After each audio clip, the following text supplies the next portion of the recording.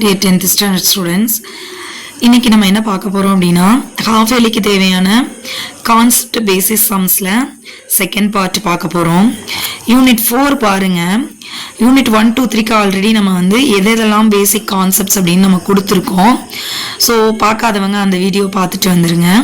Next unit 4ல பார்த்தீங்கன்னா கண்டிப்பாக theorem கேட்பாங்க. தியரம் இல்லாமல் கொஸ்டின்ஸ் இருக்க வாய்ப்பே கிடையாது. ஸோ தியரம்ஸில் மொத்தம் உங்களுக்கு 4 தியரம் இருக்கு. பட் ப்ரூஃபோட 4 தியரம் இருக்கு.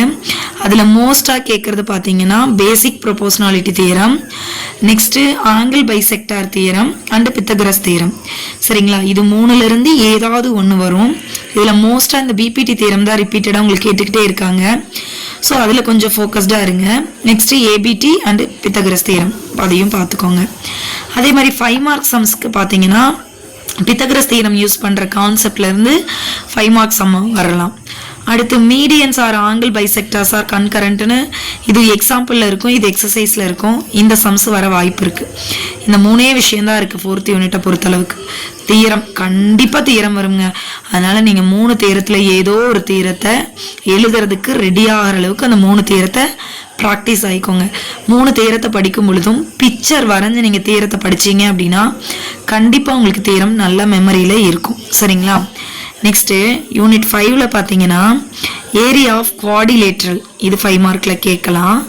அடுத்து 4 பாயிண்ட் கொடுத்துட்டு ஒன்று அந்த 4 பாயிண்ட் பேரலோகிராமை ஃபார்ம் பண்ணுதா, இல்லை without Pythagoras theorem right angle form பண்ணுதா, இல்லது without Pythagoras theorem right angle form பண்ணுதான்னு செக் பண்ணிட்டு பித்தகரஸ் தியரம் யூஸ் பண்ணியும் செக் பண்ணுங்கன்ற மாதிரி கொஸ்டின் கேட்கலாம்.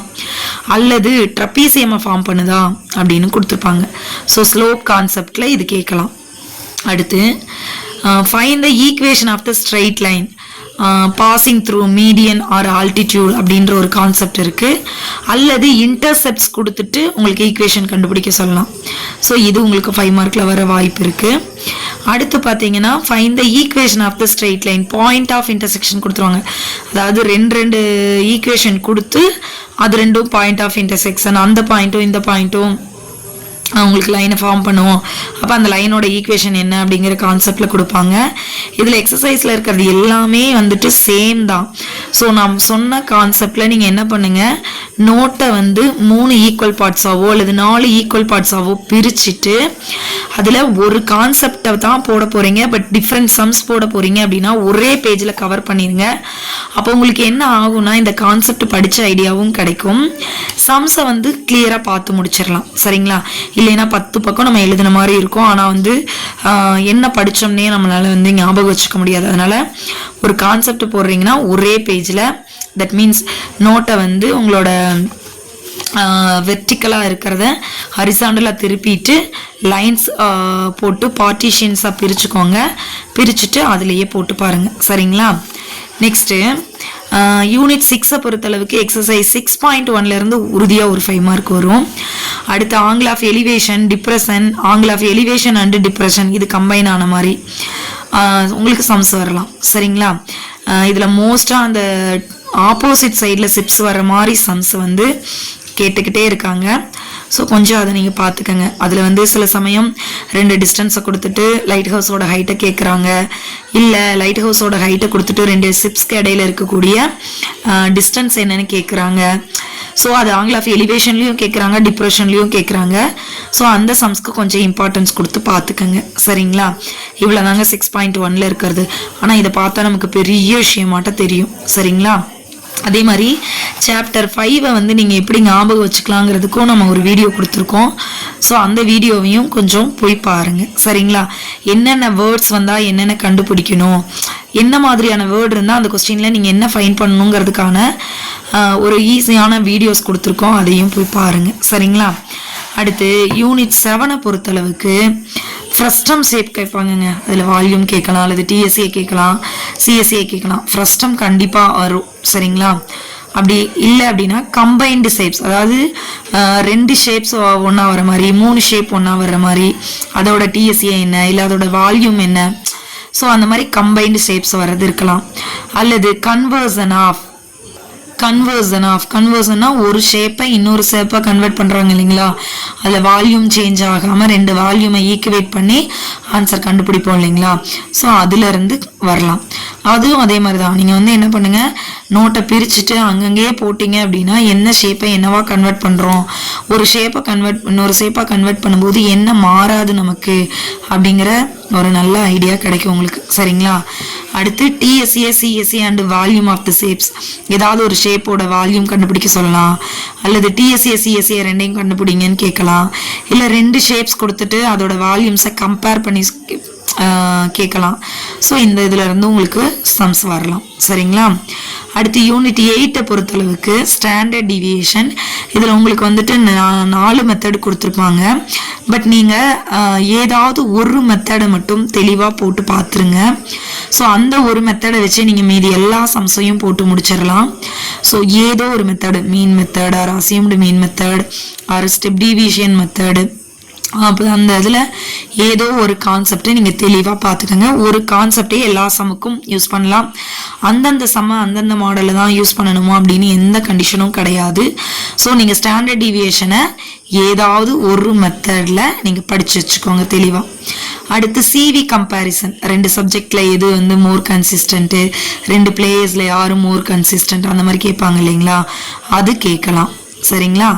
அடுத்து ப்ராபபிலிட்டியை பொறுத்தளவுக்கு அடிஷன் தியரம் யூஸ் பண்ணுற மாதிரி 3 ஹெட்ஸ் இருக்கிற சம்மு, 2 டைஸ் ரோல் பண்ணுற சம்மு, ஸோ அது கேட்கலாம். சரிங்களா. ஷியோராக ப்ராபபிலிட்டிலேருந்து ஒரு கொஸ்டின் வந்துடும், ஸ்டாண்டர்ட் டிவியேஷன்லேருந்து ஒரு கொஸ்டின் வந்துடும். இது ரெண்டும் ஷியோராக 8th சாப்டர்லேருந்து ஷியோராக 2 5 மார்க் இருக்குது. சரிங்களா. அதனால நீங்கள் வந்து ரொம்ப கான்ஃபிடென்ட்டாக 8th சாப்டர் தரவோ படிச்சுட்டு போயிட்டீங்கன்னா 2 5 மார்க் வந்துடும். ஆல்ரெடி நம்ம சொல்லியிருக்கோம், என்ன சொல்லியிருக்கோம், ஒரு தீரம் கன்ஃபார்மாக வந்துடும். ஸோ தீரம் 3 தீரத்தை கஷ்டப்பட்டு, மற்ற சப்ஜெக்ட்லாம் எத்தனையோ மனப்பாடம் பண்ணுறீங்க, இந்த தீரம்ஸை வந்து ஈஸி தான், புரிஞ்சுக்கிட்டா ஈஸி தான். இல்லை மேம் நான் என்ன படித்தாலும் எனக்கு புரிஞ்சுக்க முடியல அப்படின்றவங்க என்ன பண்ணலான்னா தீரம்ஸ் எப்படியாவது மனப்பாடம் பண்ணிடுங்க. உறுதியாக அதுலேருந்து ஒரு தீரம் கேட்டுருவாங்க. ஸோ இங்கேயே உங்களுக்கு 15 மார்க்ஸ் இருக்குது. ஆல்ரெடி ஃபஸ்ட்டு 2 சாப்டர்லையும் அதே மாதிரி சொல்லியிருக்கோம், 2 5 மார்க் உங்களால் ஷியோராக அட்டன் பண்ண முடியும்னு. ஸோ அந்த 2 5 மார்க் அட்டன் பண்ணுறீங்க, ப்ளஸ் இங்கே ஒரு 3 5 மார்க் அட்டன் பண்ணுறீங்க. ஸோ டோட்டலாக 5 மார்க்ஸ் அட்டன் பண்ணிடுவீங்க. இதுலேயே உங்களுக்கு 25 வந்துடும். கூட உங்களுக்கு கிராஃபு ஜாமெட்ரி 1 மார்க்ஸ் இருக்குது.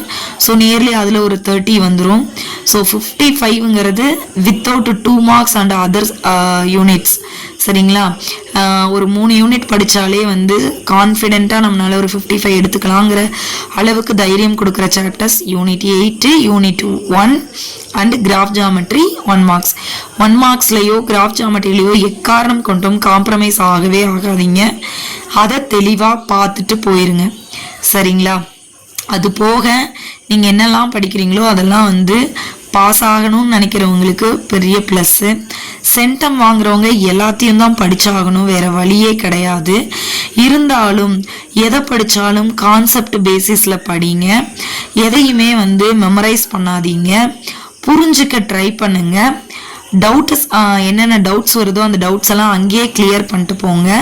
நான் சொன்ன மாதிரி கான்செப்ட் பேசிஸில் நோட்டை பிரித்து ஒரு கான்செப்ட் சம்ம ஒரே பேஜ் ஆர் 2 பேஜஸ் 1 or 2 பேஜஸ்க்குள்ள ஒரு கான்செப்ட், நான் சொல்கிறது ஒரு யூனிட் சொல்லலை, ஒரு கான்செப்ட். இப்போ டிஎன் கண்டுபிடிக்கிற சம் போட போகிறீங்க, ஏபியில் போட போகிறீங்க, அதில் மேக்ஸிமம் எத்தனை சம் டிஎன் கண்டுபிடிக்கிற மாதிரி வந்துட போகுது, ஒரு 3 to 5 சம்ஸ்க்கு மேலே இருக்க வாய்ப்பே இல்லை.